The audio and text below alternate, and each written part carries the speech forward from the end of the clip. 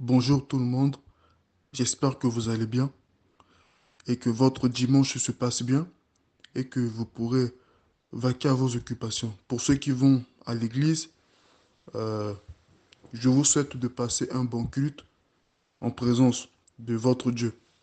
Et pour ceux qui n'y vont pas ou qui ont d'autres occupations, je vous souhaite aussi de remplir vos occupations, d'atteindre vos objectifs pour cette journée de dimanche qui marque aussi la fin de la semaine. Bon, je n'ai pas beaucoup communiqué ces derniers temps.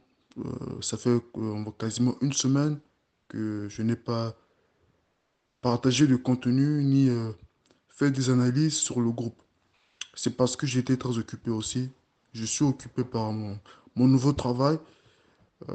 Donc, comme je viens de commencer, il faut que je fasse tous les efforts nécessaires pour que je sois retenu pour ce poste. Bon, cela dit, j'avais quand même une analyse à vous partager. Je voulais m'exprimer sur la situation du Congo, Kinshasa, encore une fois, et plus particulièrement sur le voyage que Tshisekedi a entrepris en Chine. Je pense déjà m'être exprimé là-dessus, mais c'était sous un angle un peu différent de celui que je vais vous présenter aujourd'hui. J'ai déjà eu à saluer le fait que Tshisekedi a pu se rendre en Chine et a signé des accords. Je pense déjà avoir dit que c'était une bonne nouvelle. Contrairement à ce que peuvent croire certaines personnes ou euh, les critiques qui peuvent circuler par-ci par-là pour tenter de nuire à l'image du gouvernement congolais. Et encore une fois, je ne suis pas un fanatique de ce gouvernement. Vous avez déjà vu que dans plusieurs de mes interventions, moi j'ai critiqué Tshisekedi de façon très stricte, hein, le plus souvent. Je me suis même mis par moments à l'insulter tellement j'étais en colère contre Tshisekedi et son gouvernement, notamment à cause de la situation à l'est du Congo, euh, les ravages qui sont faits par le terrorisme rwandais. C'est quelque chose qui révolte toute personne qui a un minimum de conscience. Donc, je me suis permis de critiquer sévèrement Tshisekedi et son gouvernement.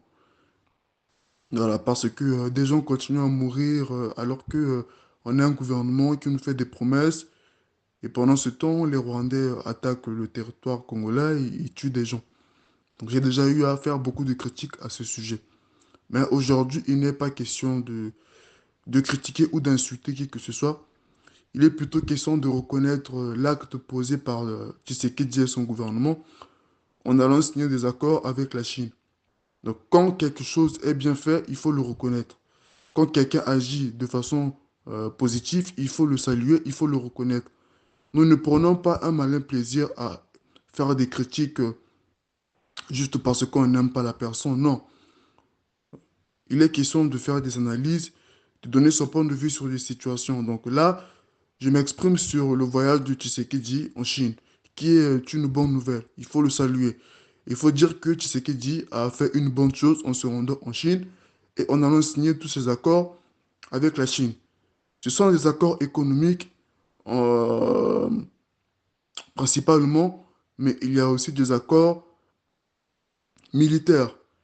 Et c'est ce volet qui m'intéresse tout particulièrement. Parce que Tshisekedi a eu le courage de signer des accords militaires avec la Chine. Dans le sens où la Chine pourra avoir une base militaire en RDC. Donc la Chine pourra aider le Congo à assurer sa sécurité. Évidemment, la Chine a tout intérêt à avoir des accords militaires avec le Congo. Parce qu'elle va investir des sommes d'argent faramineuses au Congo pour soutenir l'économie congolaise, pour entreprendre des projets. Parce que la Chine a besoin des matières premières du Congo. Donc il faut beaucoup d'argent pour créer les usines ou créer les conditions qui vont permettre l'exploitation de ces ressources minières. Donc la Chine est prête à investir des sommes d'argent colossales simplement pour exploiter les matières premières du Congo, d'où la signature des accords économiques. Mais une fois qu'on a signé des accords économiques, on ne peut pas se permettre de travailler dans un territoire, sur un secteur qui est en insécurité. Non, ce serait risqué pour la Chine et elle pourrait perdre beaucoup d'argent. Afin d'éviter les pertes d'argent et de maximiser la réussite de ces investissements ou leur fructification, la Chine a besoin quelque part d'assurer la sécurité de ses investissements, d'où la signature des accords de sécurité, des accords militaires. Donc les accords de sécurité entre la Chine et le Congo ont pour principale mission d'assurer la sécurité des investissements chinois, de manière à éviter euh, les pertes ou les échecs qui peuvent être liés à l'insécurité à l'est du Congo. On ne peut pas construire quelque chose dans un climat de terreur, parce qu'il y a des terroristes à l'est du Congo qui commettent des massacres. Donc la Chine, étant donné qu'elle a besoin d'exploiter les matières premières qui se trouvent justement à l'est, il faut bien qu'elle songe à sécuriser ses investissements. Et c'est ce qu'elle est en train de faire à travers les accords de sécurité qu'elle a signés avec le Congo. Donc il ne faut pas juste voir l'aspect économique des accords, il faut aussi et surtout prêter attention à l'aspect sécuritaire, qui est une très bonne nouvelle. Voilà. Parce que si Tshisekedi s'était contenté des accords économiques, je n'allais pas vraiment saluer son initiative de se rendre en Chine. Mais si aujourd'hui, j'encourage Tshisekedi, en tout cas, je salue euh, tout ce qu'il a pu faire en Chine, c'est principalement parce qu'il a eu des accords de sécurité qui, encore une fois, vont contribuer à apporter la paix à l'est du Congo. Parce que la Chine, quand elle va venir exploiter les matières premières, quand elle va venir profiter de ses investissements, quand elle viendra travailler au Congo, elle s'arrangera à ce que la zone soit sécurisée. Donc, elle sera obligée d'aider le Congo à lutter contre le terrorisme à travers les accords de sécurité qu'elle vient de signer. Donc, si les accords de sécurité donnent le droit à la Chine d'aider le Congo. Donc, c'est plutôt une bonne nouvelle parce que la Chine est une grande puissance, non seulement sur le plan économique, mais aussi sur le plan militaire. Et n'oublions pas que la Chine a des relations très étroites avec la Russie. Ce qui signifie que Tshisekedi, en signant ces accords avec la Chine, c'est aussi une porte ouverte à la Russie qui pourra venir aider la Chine dans le cadre de l'assurance de la sécurité à l'est du Congo. Donc, dans tous les cas, c'est le Congo qui est gagnant dans ces accords. Maintenant, ce que nous espérons, c'est qu'en pratique, ces accords soient convenablement appliqués, qu'on n'ait pas affaire à des escrocs du gouvernement congolais ou à des personnes mal intentionnées qui vont vouloir saboter ces accords ou les empêcher d'être appliqués correctement. Voilà, parce qu'il faut le reconnaître qu'au sein du gouvernement congolais, il y a énormément de traîtres et d'incompétents. Donc beaucoup ne voient pas d'un bon œil la signature de ces accords. Moi, j'irais même jusqu'à dire que dans tout le gouvernement congolais, la personne envers qui j'ai de la considération, c'est le ministre de la Justice. Voilà. C'est un peu la seule personne qui peut inspirer confiance à l'heure actuelle. Je ne dis pas que c'est la seule, hein, mais quand on considère un peu la composition de ce gouvernement, on a l'impression que la plupart, ce sont des personnes pas sérieuses. Voilà. Mais on a quand même le ministre de la Justice qui fait l'effort de faire son travail, hein. Malgré le contexte de corruption qui règne au Congo, il fait quand même son travail. Et c'est la raison pour laquelle il s'est vu, enfin, il a échappé à un empoisonnement. Et comme par hasard, au même moment, il y a eu l'opposant Katumbi, Moïse Katumbi, qui s'est permis d'émettre des critiques très sévères contre ce ministre de la Justice. Il a même appelé à ce que ce ministre puisse démissionner. Comment se fait-il qu'il peut demander la démission de quelqu'un qui fait son travail relativement de manière correcte? C'est une aberration. Pourquoi Katumbi n'a pas demandé la démission d'un autre ministre qui serait peut-être médiocre, notamment toutes les personnes qui doivent gérer la sécurité à l'est du Congo. Enfin, il y a bien d'autres ministères, non, qui s'occupent de ces problèmes-là. Pourquoi Katumbi n'a pas demandé la démission du ministère qui s'occupe de la sécurité à l'est du Congo, par exemple, la sécurité sur tout le territoire congolais? Mais il va demander la démission du ministre de la Justice qui essaie de faire son travail correctement. Donc, encore une fois, tous ces hommes politiques-là, ces faux opposants politiques, les Katumbi et autres, ce sont des traîtres. Donc, moi, je trouve que c'est une très bonne chose que Tshisekedi soit allé en Chine pour signer des accords économiques, des accords de sécurité avec la Chine. Maintenant, il reste à voir comment ces accords seront appliqués. J'espère que leur application sera sérieuse. Et c'est à Tshisekedi aussi de veiller à ce que les accords soient appliqués correctement. C'est-à-dire que s'il constate que dans son gouvernement, il y a des personnes mal intentionnées qui essaient de contrarier l'application de ces accords, Tshisekedi a le devoir de les virer de son gouvernement. C'est aussi simple que cela. Il a même la possibilité de les traduire en justice pour haute trahison. En tout cas, toutes les personnes, toutes les autorités politiques, même des députés ou qui que ce soit, qui vont empêcher l'application de ces accords, il faudrait les considérer comme des traîtres.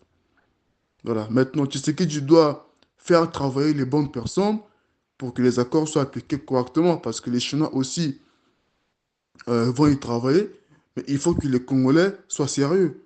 Avec les Chinois, quand on collabore, quand on a un partenariat avec la Chine, il faut être sérieux dans son application. Parce que les Chinois, ce ne sont pas des enfants de cœur non plus, hein. Donc si vous ne vous montrez pas sérieux dans les accords que vous signez avec eux, les Chinois, ils vont abuser de vous, hein. Ils vont en profiter, ils vont faire tout et n'importe quoi. Et à la fin, le pays sera laissé en ruine. Donc c'est aux Congolais de veiller à ce que l'exploitation des matières premières soit faite dans de bonnes conditions et que le Congo puisse véritablement en tirer des profits. Voilà un peu le seul avertissement que je pouvais lancer par rapport à la signature de ces accords. Mais les accords en tant que tels sont une bonne nouvelle. Nous allons maintenant voir comment les États-Unis et l'Union européenne vont encore utiliser le Rwanda pour exploiter les matières premières qui sont au Congo. En tout cas, si Tshisekedi reste ferme sur sa position, les Occidentaux ne pourront plus passer par le Rwanda pour détruire le Congo, pour piller les matières premières. Ils ne pourront plus le faire parce que la Chine est sur place et la Chine mettra en tous les moyens nécessaires pour que les matières premières soient sécurisées. Donc il n'y a plus de raison que Kagame parvienne encore à voler les matières premières du Congo. Et une autre bonne nouvelle que nous avons appris, c'est que Tshisekedi a décidé de construire un mur au niveau de la frontière entre le Congo et le Rwandais. C'est une excellente nouvelle. Je dirais même que c'est la meilleure nouvelle que nous avons pu recevoir au cours de l'année. Vraiment, j'ai été ravi d'apprendre que Tshisekedi a pris cette décision. Maintenant, encore une fois, il faut qu'il aille jusqu'au bout. Il ne faut pas que ce soit des paroles en l'air ou de la démagogie pour essayer de flatter les Congolais. Non, le peuple congolais n'est pas bête. Les gens ont très bien compris la situation. Nous savons que les Rwandais sont nos ennemis, que les Occidentaux passent par le Rwanda pour nous détruire. Donc, Tshisekedi, d'ici, il décide de construire un mur, il faut qu'il le fasse. Son peuple congolais aussi de faire pression pour que Tshisekedi respecte sa parole. Aussi simple que cela. Parce que la construction d'un mur va énormément aider à la sécurisation de la région Est. Puisque les Rwandais, à l'heure actuelle, ils se déplacent très librement entre le Congo et le Rwanda. Ce qui n'est pas une bonne chose parce que, à cause de ces déplacements qui sont faciles pour eux, ils peuvent facilement faire des incursions sur le territoire congolais et commettre des massacres et occuper des terres. Donc nous avons tout intérêt à construire un mur au niveau de notre frontière. Maintenant, si vous remarquez qu'il y a des gens qui s'opposent à l'idée de construire un mur, il faut savoir que ce sont des traîtres. C'est aussi simple que cela. En tout cas, en politique, si vous voyez des hommes politiques, qui que ce soit, qui se dressent contre la décision de construire un mur, c'est un traître. C'est aussi simple que cela. Donc, ayez les yeux grands ouverts, prêtez attention à tout ce que peuvent dire les hommes politiques, qu'ils soient au pouvoir ou qu'ils soient dans l'opposition. Il faut faire attention à leur discours. Si quelques-uns parmi eux osent pointer du doigt l'idée de créer un mur, alors que c'est ce il faut considérer ces gens-là comme des hauts traîtres. Voilà le message que je tenais à vous apporter. Et vraiment, nous appelons le président Tshisekedi à accélérer la construction de ce mur. Avec les Chinois, le projet peut s'achever très rapidement, hein. Donc, ça sera une question de volonté de la part de Tshisekedi. S'il vraiment il veut le faire, il en sera ainsi. Parce que les Chinois ont toute la technologie, ont tout ce qu'il faut, ont l'expertise pour construire en très peu de temps un mur efficace qui fera office de rampage entre le Congo et le Rwanda. Donc, encore une fois, je salue le voyage de Tshisekedi en Chine et les accords qu'il a pu signer avec la Chine. Je salue aussi l'idée de construire un mur et j'invite le gouvernement congolais à aller jusqu'au bout de ce projet. Merci à tout le monde de m'avoir écouté. Bonne journée à vous.